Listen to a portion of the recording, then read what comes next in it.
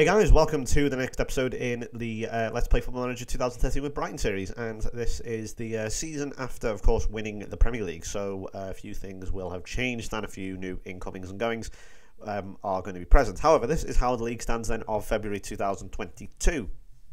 And as you can see, although we do have a game in hand, obviously, and if we do win that game in hand, we will be top, we are third currently. Not the best, I know, as, you know, you think now maybe would be the time to push on and perhaps, you know, push on and really push Man United into the ground, I guess, or, you know, and Chelsea and City. But, you know, with 2 games in hand on other teams, Arsenal obviously have a few games in hand, even though they are all the way down in 12th. I'll show you that, show you them in a moment as to why they are down there. But as you can see, Manchester United and Chelsea pretty much deadlocked, you know, separated by 5 goals. If you look at our goal difference, it's not up there with United. It's close, but, you know, we haven't scored as many goals as Chelsea, for example, although our goals against is very, very respectable. And yeah, so that is how the league looks. Could be better, but could be a hell of a lot worse, especially considering, you know, Man United will, if this was real life, of course, Man United would be absolutely gunning for the title. We've all seen it before, you know, we've seen it this season, aren't we? Let's be honest here, I mean, what's time recording this? They're like 9 points clear of City. And I don't know, God, many points ahead of Chelsea, you know, who are languishing in third. We're going to go to transfers then real quick. So loads of players I've got rid of. You may have seen these before. If not, then fair enough. I'll show you very quickly. I've got rid of John Ruddy, which, as I say, was a failed experiment. Thought maybe bring in a bit more experience. Thought maybe that would work. Clearly didn't. He was not very good at all. And he basically sucked penis. If you look at 6.6, 3 appearances, 6 conceding, but that's not even the half of the story. He made 1 clean sheet, had 10 appearances and conceded 21 goals. He was absolutely pants. And any time I played him, we just conceded shitloads of goals. So make of that what you will. I let Wanker go, who of course was he's at Bayern Munich. What? Wow, I think that kind of sums up, really. Yeah, they paid 8.75 million. They got £250,000 profit on him. He played 1 game and they sold him. That's amazing. It's obviously the Italian lad who I bought, and he was a bit pissy how I wasn't playing him enough when he was clearly playing plenty. And he's a good player, this lad. He's actually good, but he was just complaining all the time. Sometimes, you know, you just have these players who will complain about not having enough football, and I don't know if this is a player thing, like it's built in for players, you know, with I don't know what the attribute will be, patience. I don't know, maybe whether it's patience or something, I don't know. Whether this is a bug in the game or whether it is an actual thing that the game does for certain players. But I just find on this game sometimes players moan too much about not having first team football. It's not just FM13. This goes all the way back to I don't know. I don't say it goes back anywhere. It just has been a consistent problem in Football Manager, and something I don't like about the game, where basically, you know, you've got a player who's a backup player, and he complains about not having enough first team football. Yeah, I appreciate that. You know, you do want some first team football. Bear in mind, you are a backup player. Give me a break. You know, and there's little things like that. I mean, you know, I'm not gonna, you know, go on it over it too much, but I just find that players too quickly asks for, like, moan about not having first team football too quickly. Like, if it was a whole season, like if it comes to February and he's played like 6 times, I'd say, oh, yeah, fair enough. That, you know, that's arguably fair enough. But this guy played plenty. I mean, if I just show you his, you know, I mean, 11 appearances. It's not that bad. And that was in by December, I think. Well, maybe that was. I can't remember, to be honest. But look, he was playing plenty, and his attitude stung, so I told him to fuck off, basically. And then I let go of a few older players now. I've got Werner on loan, but he was a fail. I don't know why I bought him, I really don't know. I've played him once and he was shit, so I thought, what have I done here? I've let Butner, Chadley and Kakuta go. Let's just see who they're playing for now. Butner is now at Leicester. Let's kind of see what level he's at there. Chadley is at Aston Villa. You can see what level he's at there. And Kakuta is a Hull. Again, you can sort of see the level that these players are at. These are getting on a bit now, and personally what I wanted to do was, and if you look on the right-hand side, on the left-hand side, which you'll see in a moment, pretty much all the players there are under the age of 23. I will get to that in a few moments.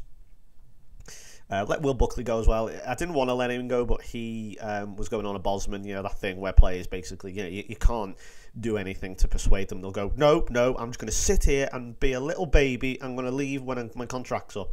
You know, and you can't. You know, if that was real life, you know, you'd either give him a smack around the head, or you know, you tell him to man the fuck up and stop moaning, and you know, you play for the team, and you know, I'll decide when you leave. But obviously, I couldn't offer him a new contract. He was leaving on a Bosman. Couldn't do anything about that. Dandrio went for 3.2 million. Incidentally, actually, Wanker at the top there. His record, that's a record fee, 8.75 million from Liverpool. and yeah, typical Liverpool, sell it on one game. That is so typically Liverpool. Excuse me. And yeah, I couldn't find a spot for him in the team. It's all about, at this point, as I've mentioned many times before, when you get to this point in the game, when you've won the league, you're in the Champions League, you know, you've got a good, solid team together, you're doing well. The main part of it, and the hardest part, for sure, is your man management skills. If you have got to satisfy the needs of every single one of your players, and if you don't do that, they're going to get pissy, they're going to get moaning. Yeah, and, you know, and I'm kind of contradicting myself there where, you know, say Wanker up there doesn't win enough games, but, you know, there is a limit, you know, sometimes where the game does take the piss of it. You know, I'll admit, you know, a player will have plenty of appearances, and then he goes, I want first team football, I want to go. For some reason on this version, they seem to want to go on loan. I don't know. I don't know whether that's just offering, you know, you a better alternative as opposed to just having an unhappy player there, you know, just sulking. You know, at least I'll give them that. At least they're offering an alternative, you know, instead of just, you know, folding their arms and just being a little sulky little bitch. You know, I'll give them that. Anyway, yeah. So that's just a point over that. That sold him off. Couldn't find a place for him in the team, and he was unhappy, so I told him to fuck off. And the rest are just loans or free agents, players who I couldn't find anything else, you know, crap young players, but basically. And onto the players that I brought in. So, as I mentioned, all these players are going to be very, very young, or, you know, young for their position. The first one here, I say young for their position, brought in another keeper. Now, I've got Jack Butland, who I said, you know, I can only have one keeper. Now, what I'm hoping to do is do what I did on FM12 with Liverpool, and that is rotate goalkeepers. This is obviously Alessandro Panucci, 23 years old. I mean, the reason I went for him, I just couldn't pass the opportunity of having a 4.5-star potential goalkeeper in the team. I saw that, he popped up, and I went, right, I'm having it. For £1.5 million, that could be a genuine steal. Obviously, because I'm a Scouser. No, I'm only kidding. I hate that stereotype. I don't even know where that comes from, mainly because I'm from the 90s and not the 80s. Roberto Rubio. Really excited about this lad. He could be one of the best regens I've ever found, potentially. He comes from, obviously, Real Madrid. He's Spanish, £2.5 million. If you look at, you know, the amount of appearances he's made, look at the goals. Just look at that. Look at the assists. Just to give you an impression of how good this guy is. And I think this lad has a bright future. It's obviously 5-star potential, if you saw down there. 5-star, £2.5 million. You can't really argue. He's 19. He's Spanish. Sounds like a winner to me. Another one from Inter. This is Leonardo Camarota. I'm going to have to make sure to say that. Camarota. 4-star potential, still pretty good, $2 million. He's very versatile, though, is what I like about him. If you look at his positions, you can play centre mid, attacking centre mid, or on the right. I'm going to try and convert him potentially into a left as well. But, you know, for now, he's a hot prospect, £2 million, 19 years old, Italian, 4-star potential. I think that is definitely worth a shout for £1 million. Why not? Someone else who I'm really excited about here, really good. He's looked very good in the team. He's 16. He hasn't even signed a professional contract yet he has played several times and impressed me immensely. A very good average rating, considering he is only 16 and he's come into a foreign team, foreign country, and against foreign players, and he's done very well.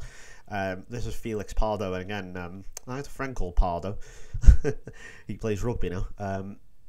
And yeah, he can play left back or right back. I think I've just stumbled upon a gem here, an absolute gem, and I'm really excited to see how he grows. One of two splash out. This was just major splash out summer. You know, I got given a bit of a bigger transfer budget because obviously winning the league means you just have a little bit extra. So I thought, okay, I've got rid of Butner and need to replace Butner. And obviously Kyle Norton is not getting any younger either. He's getting on a bit now, but he's actually been very consistent, so I've kept him on a bit. You know, as I've talked about before, I don't like having players over the age of about 32, 33. Usually I start to see a little bit of waning there, and I think, okay, maybe I should move them on. And that's why, you know, I moved on Butner and Kakuta. And I mean, okay, they were only 30 odd. Not at that absolute age yet, but I like to constantly replace players, getting on a bit, and then replace them with younger players. It's an investment basically. I'm much more of an investment manager. And yeah, this is Ricky. I'm going to call him. I don't think it's Richie. I think it's Ricky. And £6 million from Roma. 21 years old. I think he's 4-star potential. Yeah, 4-star potential. He's done well coming to the team so far, and I'm quite happy with him. And another youngster here. This is believe it or not, he's not he's not Russian. Couldn't judge him by that name. He's Vladislav Gordon. I'm not sure. Is he Russian? Oh, he's part Ukrainian. There we go. Place of birth in Ukraine, but he is Portuguese. How on earth that came about, I have no idea. Two very different countries, but he has 5-star potential again. I haven't really seen as much of this guy, although he has just signed a professional contract. I've not played him as much, mainly because you've got Rubio there, who's done very, very well. But also that AMC role is a very, very difficult role to break into, and it's a very high demand role. So obviously I've got a lot of players in that role that can play. This is, I've researched this name, so I know how to pronounce it. This is Cian Kenny. If there are any Gaelic Irish speakers, you'll know obviously how to pronounce it. I think it's Gaelic. It sounds Gaelic anyway. And I've got him on loan from Manchester United. Now, this is where the game gets a bit silly. I don't know if it's because of reputation or whatever, but Man United loaning out a player to a title rival, especially a centre forward to a title rival. They did it to me with Rooney. Then again, we weren't title rivals as such at the time, were we? He's an important first team player, and he's pretty good. This lad, he's £10 million, and I thought for a loan, why not give it a go? He's available potentially at the end of the season. If he impresses me enough, then I'll buy him. For probably a small fee. And he's coming. He's got 10 goals so far in 12 appearances, obviously in 17 if you include sub appearances, and he's done very, very well. And finally, the big signing in the winter, or the January transfer window, was Jean-Philippe I think it's Gorez, not just straight up Fernando Torres, not Gorez, just Gorez. I think you pronounce it. I think he is German. Despite the French sounding name, he is German. And again, obviously, we are going to be getting to a lot of regions now. So just to point that out, it's a lot of players that you're not going to recognise if you are looking for real players. And yeah, I've played against this lad a few times against Newcastle. He was always a standout player for me. He's pretty good, £9 million. He was up for transfer. He's worth a bit more than that. And I thought, again, I could use another left back. I've only got Dene and Ricky. So I thought I'd go for him. And he's done very, very well also coming into the team. I've only given him a few games, but he has done well. So let's get to it then. The fixtures. This is the first game here, obviously, and I thought, okay, maybe Manchester United are not going to be fucking around this season. They thrashed us actually 4-1. Although I did I instant resulted. I don't do the Community Shields usually. I find them to be incredibly tedious and boring, not a very entertaining game, and I just sort of instant resulted it. And I just moved on from that and just forgot about it. We then moved on to play Arsenal 1-0 at the Amex, and we won 1-0. First game of the season, a very difficult game first season. I don't think it ever happened, but there was a Frank Ackermann's own goal. Ackermann's just sounds to me like that is an Arsenal's name. He just sounds like he would fit in at Arsenal. I don't know why. I don't know if it's because he has a similar name to someone who played for Arsenal, but he just sounds like he'd be a perfect fit for Arsenal. And check this out. What the hell happened there? I have no idea. Probably poor calling from the goalkeeper. If you want to have a look, by the way, at their team very quick, you've got still Szczesny's and Lucas Leiva from Liverpool, even though he is a Liverpool legend somehow, honestly. And Ramsey's still there, actually. Chamberlain, Simon Kier, or Kier, I don't know. Not Kier, the J is silent, isn't it? Of course, one of my best signings on FM12. Love this guy. I think he's fantastic. I'd love to go in for him. Love us to go in for him in real life, although I can't see that happening. I would have gone in for him earlier, but for how old he was and stuff, he was too expensive. So I decided to leave that one. And and then we played Manchester United at Old Trafford, so really, really difficult start for us. Arsenal and United in the first two games, God help us, and we lost 2-0 again. We're just going to gloss over that. They are absolutely rampant, Manchester United. And then proper sort of, I wouldn't say easier as such, but not Arsenal or Manchester United game, and we win 7-1 against Huddersfield. Ganso, Zaha, I'm not going to show you these because this video going into next week, but Ganso, Zaha, Hegazi, Bridcut, Markovic with 2, and Mohamed Atale scoring there, I think, as you can see now. Although, I mean, there's only one regen there, Atale scoring, so there's plenty still to go. I gave Panucci, I think, his debut there. And yeah, so that was good. That was a really good performance for us. 2-1 against Cardiff. Cian Kenny with his debut. I'll show you his debut goals. Yeah, and then unfortunately got sent off. Only typical Irishman. No, I'm only kidding. Yeah, so he put us in front here, which you'll be able to see. Their goalkeeper is called Eli, which is very handy for commentators, I imagine. And yeah, this is going to be the goal here. I've got Ward-Prowse and Noah Kowski have made a great partnership in sort of that centre midfield, proper centre midfield, not not like just attacking role or anything. But a good break there. He's a big target man, Kenny. He's not massive. He's about 6'2", so it's not not tall. It's tall it's tall, but not by football standards. I mean, Steven Gerrard is 6'2", and he's big, but he's not. He's tall, but he's not a giant like Crouch or Collar or Crouch isn't even a giant, really skinny. But you know what I mean. You know what I mean. And but he's a good target man. We always lumped the ball up to him. That was just a really good goal there from Hlavic. I think that's how you pronounce it anyway. I'm sure I'm sure you Central European people are laughing at me at this point, or you're what are you called? I don't know what you people are called. Former Soviet people. Anyway, I'm getting into strange political territory now. We've got Kenny here going to get his winning goal. He will get sent off. It's just there's not really to show you, to be honest. Really good following up from Kenny, and gave us the win against Cardiff. So. The sending off was not spectacular. It's just, especially on the 2D screen, I don't want to. I mean, I've talked before, I'm not ever going back to 3D on this, specifically on this game, because the match engine is still so broken. Incidentally, just a quick point on that. I went on FM Base yesterday, and they have a thread on their forums called Post Your Frustrations. It's 90 pages long. That kind of says it all. I mean, I know, this game is the most frustrating game you'll ever play, but come on. Takes the piss. This is how we got in the Champions League then. We obviously got all the way through this time. We didn't have to play any silly qualifiers, obviously being champions and stuff, seeds. Although we came second, unfortunately. We did have 2 losses but 4 wins, which was still enough. And Basel, Galatasaray and Atletico Madrid. So started off really well. Kenny got 2. Makowski got... Have I called it Makowski? Oh, it's a no goal. I was thinking, who the fuck is that? And Cuenca getting the goal to beat 4-1. Then we went to Turkey. Cuenca scoring the winning goal there against Galatasaray. 3-1 against Atletico Madrid. Markovic and Atale with the goals there. So that was only at this point we're like on 9 points. We're nearly through. And then I think I may have skipped this. Not skipped it again. Instant results. I mean, I've talked before. I only do about 2 or 3 instant results a season. And that's mainly because most of the time they are dead rubber games. And I thought this was a dead rubber game. I think I was a bit premature with that. I'll hold my hands up and say, yeah, I was probably a bit too early on that. But I think at that point, because these two cancelled each other out, I think they got something like that. I think, let's have a look. I think because, I can't remember, I think we were already qualified, yeah, because I can tell because I'm playing Camarota and Reynard, even though we lost 4-3 to Basel. That's a great game, man, actually. We obviously lost there in the 87th minute through Mima, but we finished nicely with Kenny getting 2, and there's Rubio scoring to give us the win. Look at that, last 20 minutes. Gave us a victory against Galatasaray. As you can see, we were clear already, very, very clear. I think so. At this point, we were already qualified, so I weren't too bothered. So we'll get on to more of the Champions League later.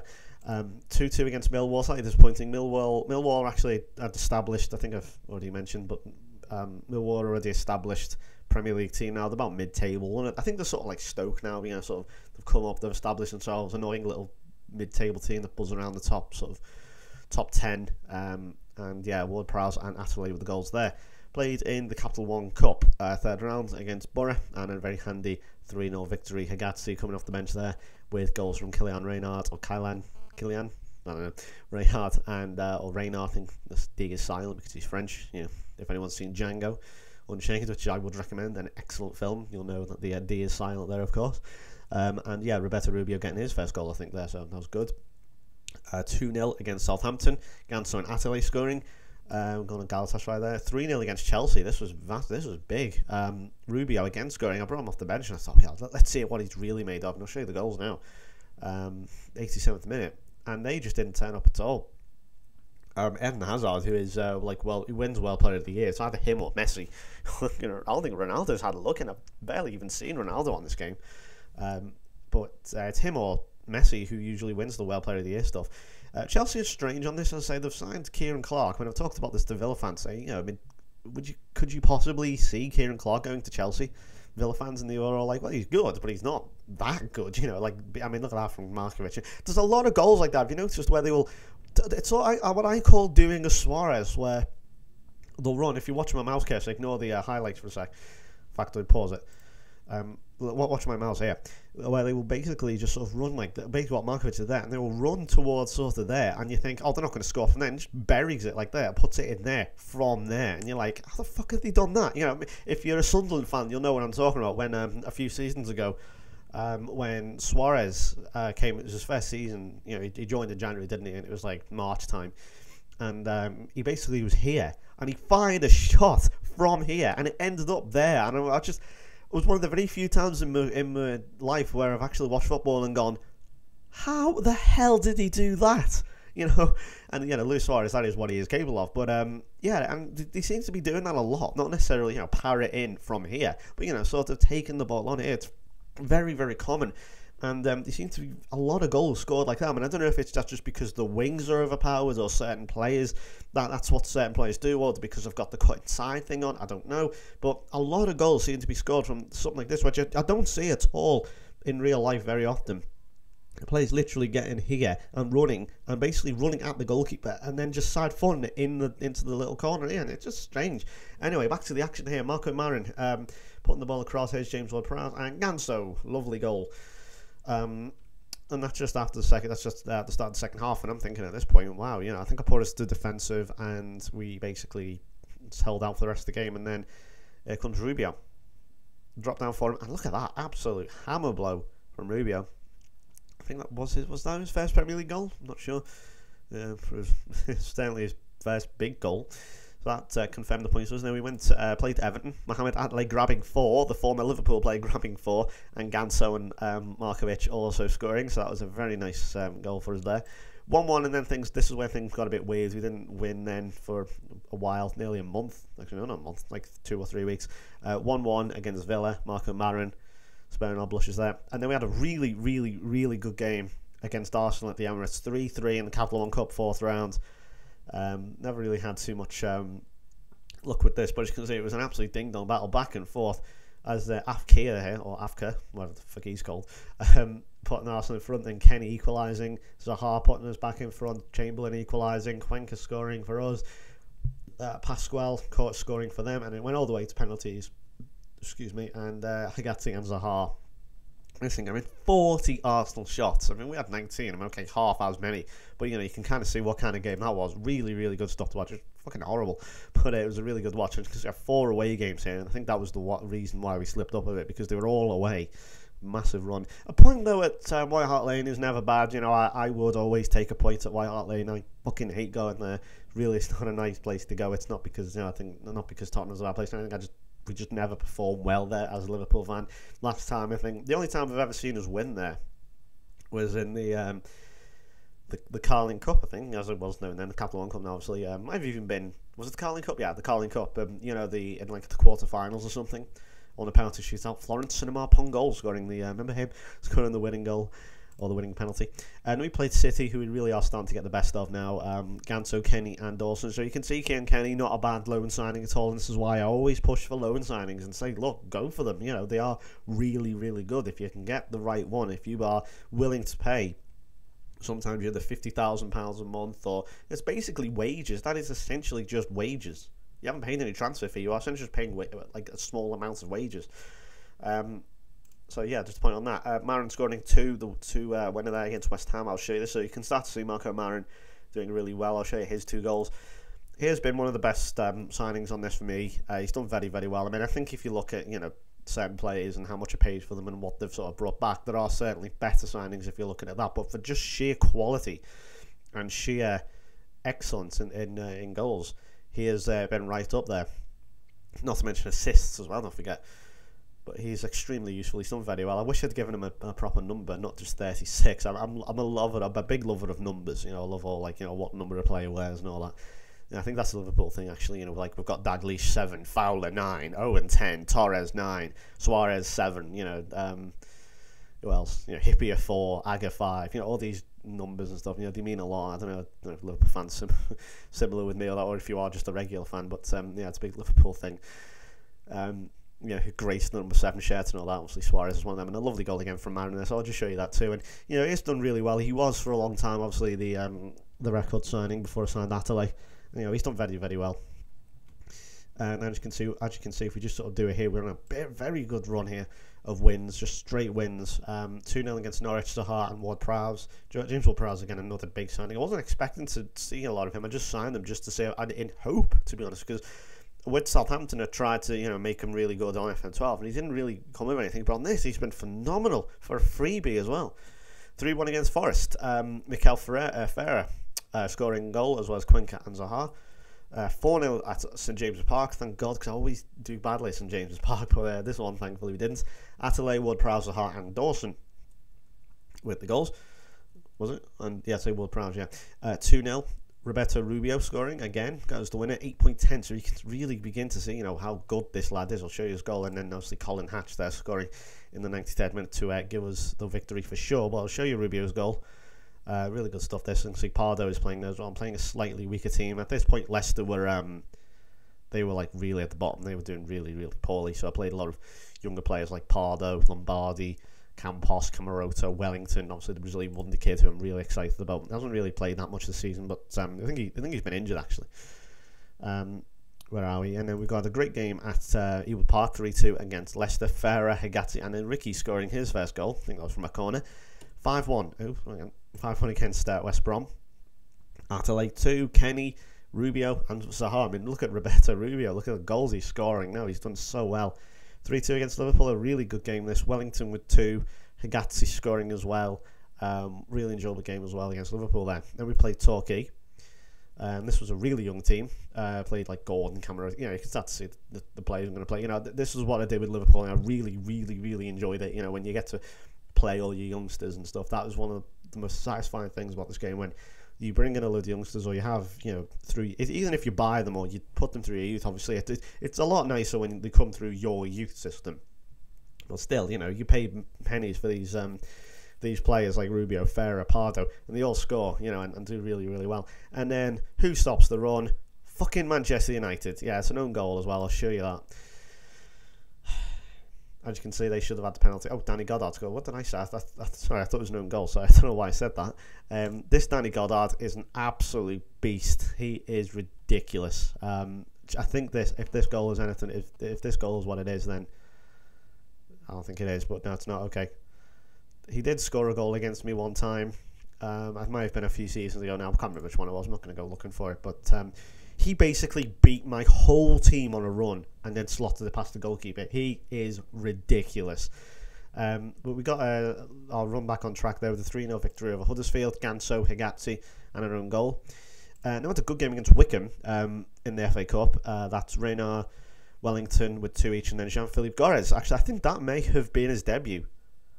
Let me have a look. Just show you Gorez's goal. This was crazy.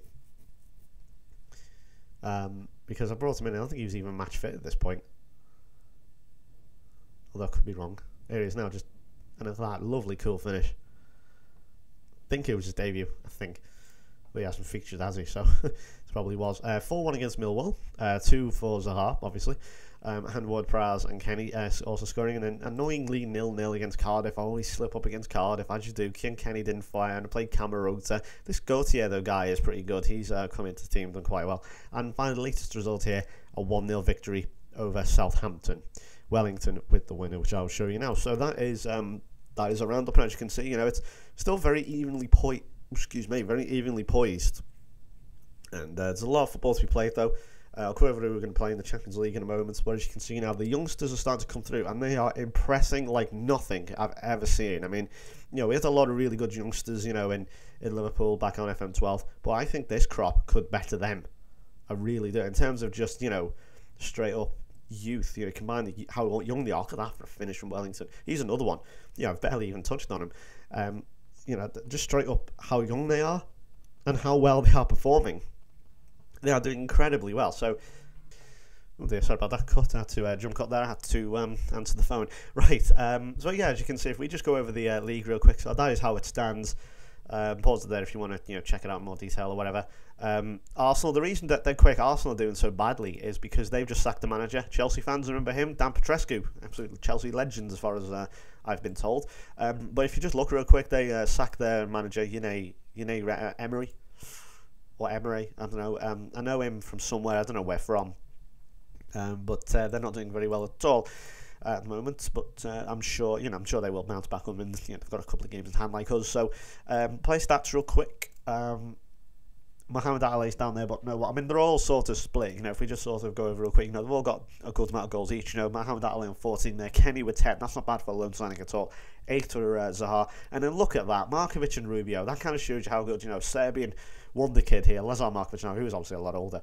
Now, obviously, since we're in 2022, but he has, look at that, 6 assists and 6 goals. That is absolutely outstanding for his first season in the Premier League. And he's just come in and done that at that age. Unbelievable.